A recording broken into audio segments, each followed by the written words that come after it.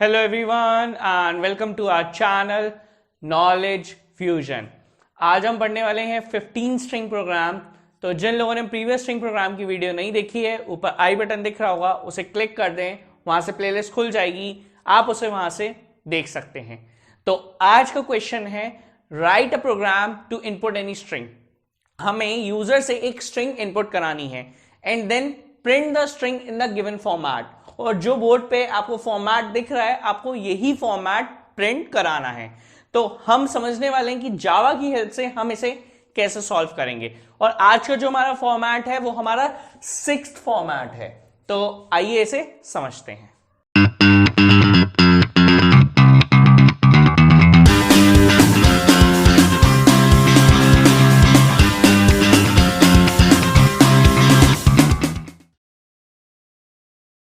तो जैसा कि आप देख सकते हैं, जो फॉर्मेट आपने प्रिंट करना है वो ऑलरेडी बोर्ड पे लिखा हुआ है। एक एग्जांपल दिया हुआ है कि आपको इनपुट करना है एजुकेशन, तो आउटपुट ये आना चाहिए। आप कोई भी स्ट्रिंग इनपुट करें तो आउटपुट इस फॉर्मेट में आना चाहिए। ये एक एग्जांपल लिया हुआ है। तो इस टाइप के क्वेश्चन को सॉल्व करने के लिए एक स्ट्रिंग फंक्शन है जो हमें आना चाहिए, जिसका नाम है सबस्ट्रिंग फंक्शन, जिसकी वीडियो मैंने ऑलरेडी अपलोडेड कर रखी है। आप ऊपर आई बटन दिख रहा होगा, उसे क्लिक करें और आप उसे वहां से देख सकते हैं। अगर सबस्ट्रिंग फंक्शन नहीं आता तो इस प्रोग्राम को करना बहुत ज्यादा मुश्किल हो जाएगा, और जिसको सबस्ट्रिंग फंक्शन आता है वो इसको आगे समझिए। सबसे पहले क्या होता है, मैंने हमेशा आपको बताया है, जावा की स्टार्टिंग हमेशा क्लास से की जाती है। क्लास को एक पर्टिकुलर नाम दिया जाता है जो आपके प्रोग्राम को डिफाइन करता है, आपके प्रोग्राम को एक्सप्लेन करता है। मैं स्ट्रिंग का क्वेश्चन कर रहा हूं और मैं 15 क्वेश्चन कर रहा हूं, तो मैंने क्लास को नाम दिया है स्ट्रिंग 15। ये नाम पूरा आप पे डिपेंड करता है, आप इसे कुछ भी दे सकते हैं। इसके बाद मैंने लगा दिया कर्ली ब्रेस। कर्ली ब्रेस लगाने के बाद मैंने अपना मेन फंक्शन लिखा है। मेन फंक्शन क्या करता है, आपके पूरे प्रोग्राम की प्रोसेसिंग में आपकी हेल्प करता है। मेन फंक्शन के अंदर मैं लिखा है स्ट्रिंग एस। एस क्या है, एक वेरिएबल है जिसकी वैल्यू कौन इंपुट करता है, यूजर इंपुट करता है। एस की वैल्यू हमेशा यूजर के थ्रू हम इंपुट लेते हैं। अब एस के आगे लगा हुआ है स्ट्रिंग। स्ट्रिंग क्या काम करता है, स्ट्रिंग एक डेटा टाइप है जो हमें यह बताता है कि एस के अंदर आप सिर्फ स्ट्रिंग वैल्यू इंपुट कर सकते हैं, कोई और वैल्यू नहीं, कोई इंटीजर वैल्यू नहीं, कोई कैरेक्टर वैल्यू नहीं, ओनली स्ट्रिंग वैल्यू। इसके बाद हमने लगा दिया कर्ली ब्रेस। यहां तक हमारा step 1 that is the syntax part complete हो चुका है। अब बारी आती है स्टेप 2 की। स्टेप 2 में हम वो वेरिएबल्स लेते हैं जो हमारे प्रोग्राम को सॉल्व करने में हमारी हेल्प करते हैं। मैंने यहां पे दो वेरिएबल्स लिए हैं, आई और एल। दोनों ही कौन से डेटा टाइप के हैं, इंट डेटा टाइप के।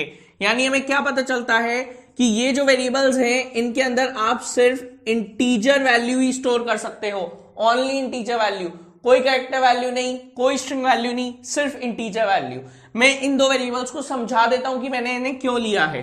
देखिए, जब भी आप किसी स्ट्रिंग पे वर्किंग करते हैं तो उस स्ट्रिंग को ट्रैवर्स करना पड़ता है, उस स्ट्रिंग के हर एक एलिमेंट के पास जाना पड़ता है। मान लीजिए स्ट्रिंग यहां से लेके यहां तक है, तो आपको हर एक एलिमेंट के पास जाना पड़ेगा। तो स्ट्रिंग को पूरा ट्रैवर्स करने के लिए आपको लूप चलाना पड़ता है, और वो लूप में आई की हेल्प से चलाता हूं। दूसरा वेरिएबल मैंने लिया है एल। एल वेरिएबल मैंने क्यों लिया है, जब भी आप किसी स्ट्रिंग पे काम करेंगे तो ये पॉइंट नोट कर लीजिए कि आपको उसकी लेंथ मालूम होना बहुत जरूरी है, क्योंकि ज्यादातर फंक्शनिंग जो स्ट्रिंग के ऊपर होती है वो उसकी लेंथ की हेल्प से होती है। तो उसकी लेंथ जो मैं कैलकुलेट करूंगा वो मैं एल में स्टोर करा लूंगा, तो इसलिए मैंने एल लिया है। ठीक है, यहां तक हमारा स्टेप 2 कंप्लीट हो गया। अब हम आगे की वर्किंग देखेंगे और देखेंगे कैसे हमने इस फॉर्मेट को सॉल्व करना है। तो मैं इसको रब कर देता हूं।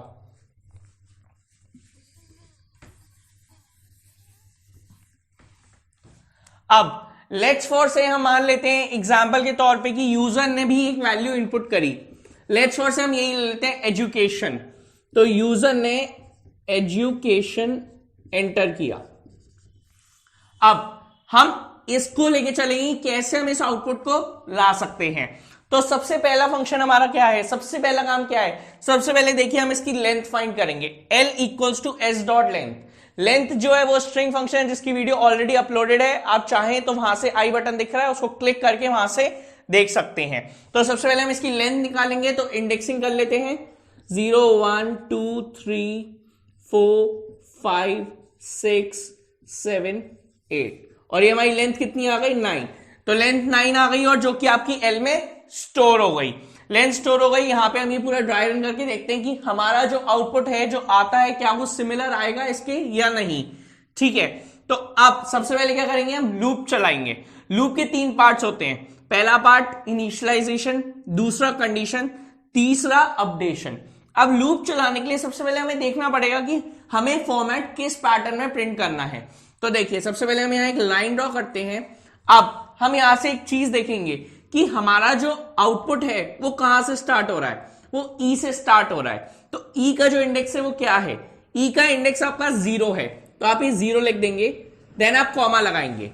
अब जो आपका जो स्ट्रिंग का जो ये फॉर्मेट है, ये पहली लाइन जो है आपकी रो की, ये कहां खत्म हो रही है, ये एन पे खत्म हो रही है। तो एन का जो भी इंडेक्स होगा आप उससे एक ज्यादा लेंगे। जब भी आप ये खत्म करते हैं यहां पे एक नंबर ज्यादा तक लेते हैं, उसका रीजन मैं आपको आगे बताऊंगा। तो जो भी आपका हर रो में जहां पे भी आपकी जो स्ट्रिंग है वो एंड हो रही है, आप उससे एक इंडेक्स ज्यादा लेंगे। तो 8 पे एंड हो रही है तो हम यहां पे लेंगे 9। ठीक है, तो नेक्स्ट रो में आप देखेंगे आपकी जो नेक्स्ट रो में स्ट्रिंग है वो कहां से शुरू हो रही है, डी से। तो डी का इंडेक्स क्या है, 1। तो ये 1 से कहां तक जा रहा है, ओ पे। तो ओ का इंडेक्स क्या है, 7। 7 से एक ज्यादा 8, ये हमने 8 तक ले लिया। ठीक है, अब नेक्स्ट रो कहां से शुरू हो रहा है हमारा, यू से। तो यू का इंडेक्स है 2, तो ये हमने ले लिया 2। अब हमें जाना कहां तक है, आई तक। तो क्या करेंगे, आई का इंडेक्स देखेंगे 6, तो 6 से एक ज्यादा 7, तो 7 तक लेंगे। अब सी ए टी, तो सी कहां से शुरू हो रहा है, 3 से, तो ये हमने ले लिया 3। और खत्म कहां पे हो रहा है, टी पे। टी का इंडेक्स हमारा है 5, और 5 से एक ज्यादा 6। अब लास्ट में हमारा बच रहा है ए। तो ए किससे स्टार्ट हो रहा है, ए स्टार्ट हो रहा है 4 से, तो हमने यहां पे लिख दिया 4th इंडेक्स।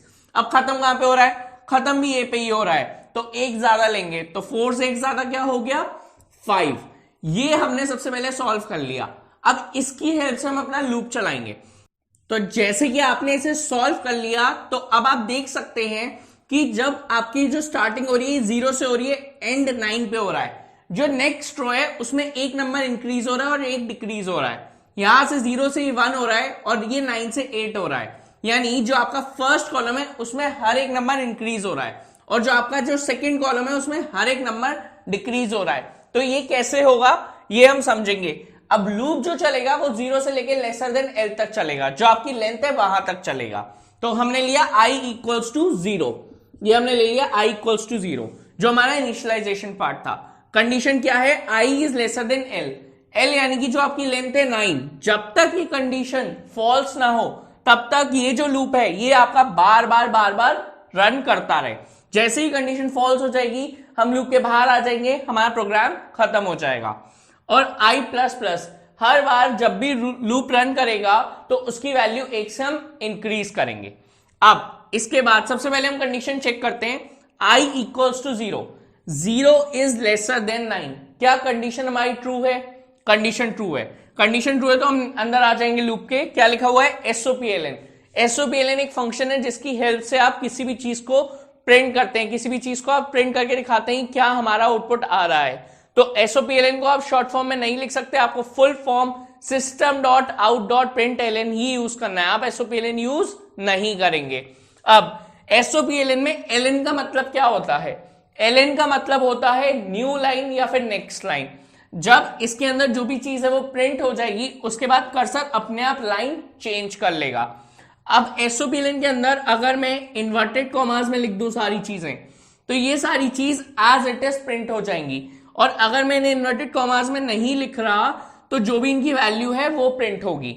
अब क्या करते हैं, सबसे पहले हम एस स्ट्रिंग के पास जाएंगे और हम कहेंगे i, l यानी कि 0,9। सबस्ट्रिंग फंक्शन की हेल्प से हम क्या करेंगे, हम एस स्ट्रिंग के पास जाएंगे और हम कहेंगे 0 से लेके 9 तक जितनी भी चीजें वो हमें दे दो।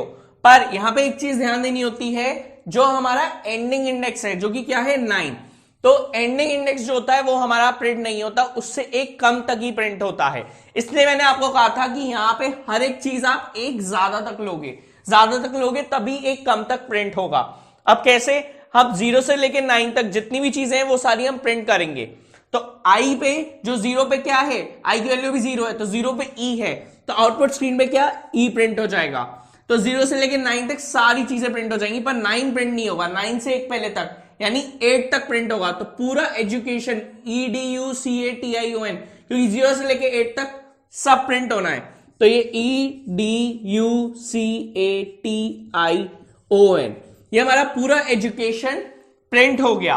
इसके बाद अब आप नेक्स्ट स्टेप में आएंगे। मैंने यहां पे लिखा हुआ है माइनस माइनस एल। मैंने ऐसा क्यों किया, देखिए आप हर स्टेप में देख सकते हैं, आपको 9 के बाद 8, 8 के बाद 7, 7 के बाद 6 और 6 के बाद 5, आपको हर बार वैल्यू 1 से डिक्रीज करनी है, तो इसलिए मैंने माइनस माइनस एल किया। इससे क्या होगा, एल की एक वैल्यू डिक्रीज हो जाएगी, माइनस माइनस एक डिक्रीज कर देगा। तो एल की वैल्यू क्या है 9, तो 9 डिक्रीज होकर अब क्या हो गई 8 हो गई। जब आपकी पहली रो प्रिंट हुई थी तो आपकी वैल्यू 0 से लेकर 9 तक चलनी चाहिए थी, तो ये 0 से लेकर 9 तक चल गई। अब जो सेकंड रो प्रिंट होगी, अब देखते हैं क्या वो 1 से 8 तक चलती है या नहीं। तो जैसे ये स्टेप रन हुआ, अब हम यहां से वापस ऊपर जाएंगे और अब हम अपने लूप को अपडेट करेंगे i प्लस प्लस। तो i की वैल्यू क्या हो जाएगी, 1 से इंक्रीज हो जाएगी, तो i की वैल्यू 0 से 1 हो जाएगी। अब हम कंडीशन चेक करेंगे, 1 इज लेसर देन 8। अब हम 8 क्यों चेक कर रहे हैं, क्योंकि हमारी लेंथ 9 से 8 हो चुकी है, तो क्या 1 8 से छोटा है, कंडीशन बिल्कुल ट्रू है। कंडीशन ट्रू है तो लूप के अंदर आ जाएंगे। अब आप देख सकते हैं जब हम सेकंड रो प्रिंट कर रहे हैं, तो जो हमारी जो नंबरिंग थी वो 1 से 8 जानी चाहिए, तो आप देख सकते हैं हमारी i की वैल्यू 1 है और l की वैल्यू 8 है, तो यानी हम प्रॉपर वर्किंग कर रहे हैं। अब नेक्स्ट स्टेप में क्या है, SOPLN। SOPLN में क्या है, s डॉट सबस्ट्रिंग 0,9। तो अब 0,9 हट के क्या हो जाएगा 1,8 हो जाएगा। अब हम s स्ट्रिंग के पास जाएंगे और हम कहेंगे 1 से लेके 8 तक जो भी चीजें हैं वो हमें दे दो, हम उसे प्रिंट कर देते हैं। तो 1 से लेके 8 तक नहीं 7 तक, क्यों, क्योंकि 8 जो है वो हमारा एंडिंग इंडेक्स है। तो मैंने आपको बताया है कि एंडिंग इंडेक्स जो होता है वो हम प्रिंट नहीं करते, जो सबस्ट्रिंग फंक्शन है वो एंडिंग इंडेक्स को प्रिंट नहीं करता। तो 1 से लेके 7 तक, 8 से एक कम 7 तक, तो D से लेके O तक हम सारी चीजें प्रिंट कर देंगे। तो ये क्या हो जाएगा DUCATIO। तो सेकेंड रो आप देख सकते हैं जो हमें चाहिए थी हमने वैसे ही उसे प्रिंट कर दिया। नेक्स्ट स्टेप में क्या है, माइनस माइनस एल। तो एल की वैल्यू को अब हम 1 से डिक्रीज कर देंगे, तो एल की वैल्यू 8 से क्या हो जाएगी 7 हो जाएगी। जैसे ही एल की वैल्यू 7 होगी, अब हम वापस ऊपर जाएंगे और लूप को फिर से अपडेट करेंगे। i प्लस प्लस, आई की वैल्यू क्या हो गई, आई की वैल्यू 1 से 2 हो गई, 1 से इंक्रीज हो गई। अब हम वापस कंडीशन चेक करेंगे, 2 इज लेसर देन 7। क्या 2 7 से छोटा है, इस बार हमारी लेंथ क्या हो गई है 7 हो गई है। हाँ 2 7 से छोटा है, कंडीशन ट्रू है, तो वापस हम लूप के अंदर आ जाएंगे। SOPLN s dot substring i l। इस बार i और l की वैल्यू क्या है 2,7। तो आप देख सकते हैं जो हमारी थर्ड रो थी उसमें हमने नंबरिंग 2,7 ही लिखी हुई थी, ठीक है। तो अब क्या होगा, अब हम s स्ट्रिंग के पास जाएंगे और हम कहेंगे 2,7 में जो भी है वो हमें दे दो, हम प्रिंट कर देते हैं। और 7 जो है वो हमारा एंडिंग इंडेक्स है, तो 7 को हम प्रिंट नहीं करेंगे, उससे एक कम यानी कहां तक 6 तक प्रिंट करेंगे। तो 2 से लेके 6 तक, तो 2 से लेके 6 तक क्या है UCATI। तो UCATI ये हमने प्रिंट कर दिया। अब इसके बाद क्या होगा, नेक्स्ट स्टेप में क्या है माइनस माइनस एल। तो क्या होगा, हम एल को फिर से 1 से डिक्रीज करेंगे, तो एल की वैल्यू 7 से क्या हो जाएगी 6 हो जाएगी। जैसे ही एल की वैल्यू 1 से कम हुई, अब हम वापस ऊपर जाएंगे i प्लस प्लस। अब हम क्या करेंगे, ऊपर जाके लूप को फिर से 1 से अपडेट करेंगे, तो i की वैल्यू 1 से इंक्रीज करेंगे, तो i की वैल्यू 2 से क्या हो जाएगी 3 हो जाएगी। जैसे ही i की वैल्यू 3 हुई, अब हम वापस कंडीशन चेक करेंगे, 3 इज लेसर देन 6। क्या 3 6 से छोटा है, कंडीशन ट्रू है, कंडीशन ट्रू है, तो अब हम अंदर आ जाएंगे। SOPLN s dot substring i l, और इस बार i की वैल्यू क्या होगी 3 और l की वैल्यू क्या है 6 है। तो अब हम क्या करेंगे, हम s स्ट्रिंग के पास जाएंगे और 3 से लेके 6 तक जो भी है उसे प्रिंट कर देंगे। पर 6 जो है वो हमारा एंडिंग इंडेक्स है, तो 6 वाली चीज प्रिंट नहीं होगी, उससे एक कम, कहां तक 5 तक प्रिंट होगा, तो 3 से लेके 5 तक। तो CAT यानी CAT प्रिंट हो जाएगा, CAT। और आप देख सकते हैं फोर्थ रो में हमने नंबरिंग 3,6 ही डाली हुई थी, तो 3 से लेके 6 तक ही हमारी वर्किंग चल रही है। अब नेक्स्ट स्टेप में हम आएंगे माइनस माइनस एल। एल की वैल्यू क्या हो जाएगी, एल की वैल्यू फिर से एक कम हो जाएगी, तो एल की वैल्यू 6 से 5 हो जाएगी। अब हम वापस ऊपर जाएंगे और लूप को फिर से 1 से अपडेट करेंगे, आई प्लस प्लस, तो आई की वैल्यू क्या होगी, फिर से 1 से इंक्रीज हो जाएगी, तो आई की वैल्यू 3 से 4 हो जाएगी। अब हम वापस कंडीशन चेक करेंगे, 4 इज लेसर देन 5, क्या 4 5 से छोटा है, कंडीशन ट्रू है, कंडीशन ट्रू है तो वापस अंदर आ जाएंगे, S to P L N S dot substring I comma L, और इस बार आई की वैल्यू 4 है और एल की वैल्यू 5 है, जैसा कि आप देख सकते हैं लास्ट रो में हमें 4,5 ही चाहिए था। तो अब हम जाएंगे एस स्ट्रिंग के पास और हम कहेंगे कि 4 से लेके 5 तक जो भी है वो दे दो, वो प्रिंट हो जाएगा। तो 4 पे क्या है, 4 पे ए है, तो ए प्रिंट हो गया। अब 4 के बाद क्या आता है 5, तो 5 जो है वो हमारी एंडिंग इंडेक्स है, और मैंने आपको क्या बोला है कि एंडिंग इंडेक्स हम प्रिंट नहीं करते, तो सिर्फ ए ही प्रिंट होगा, कुछ और प्रिंट नहीं होगा। अभी आपका प्रोग्राम खत्म नहीं हुआ है, अभी आप वापस नेक्स्ट स्टेप पे आएंगे, माइनस माइनस एल। एल की वैल्यू क्या हो जाएगी, एल की वैल्यू आपकी 1 से डिक्रीज होके 4 हो जाएगी। जैसे ही एल की वैल्यू 1 से डिक्रीज होके 4 होगी, अब वापस ऊपर जाएंगे और अपनी लूप को अपडेट करेंगे, आई प्लस प्लस, आई की वैल्यू क्या हो गई, 5 हो गई। जैसे ही आई की वैल्यू 1 से इंक्रीज हुई, अब आप वापस कंडीशन चेक करेंगे, 5 इज लेसर देन 4, क्या 5 4 से छोटा है, कंडीशन ट्रू है, ये हमारी कंडीशन फॉल्स हो गई। और मैंने आपको क्या बताया था कि जब तक हमारी कंडीशन ट्रू रहेगी तभी तक हमारा ये लूप चलेगा, जैसे हमारी कंडीशन फॉल्स हो गई हम लूप के बाहर आ जाएंगे। लूप के बाहर आके आप देखेंगे कि आपका प्रोग्राम कंप्लीट हो गया, और इनफैक्ट जो आउटपुट आपने एक्सपेक्ट किया था वो आउटपुट आपको आउटपुट स्क्रीन पे मिल चुका है, यही आउटपुट हम एक्सपेक्ट कर रहे थे। तो यानी हमें इसकी वर्किंग पे ध्यान देना था, अगर इस वर्किंग के हिसाब से हम सही जा रहे थे तो ये श्योर था कि हमारा आंसर सही आना था। इसमें एक चीज और नोट करिएगा, जो आपका फॉर्मेट 6 था वो थोड़ा सा बाकी फॉर्मेट से अलग था।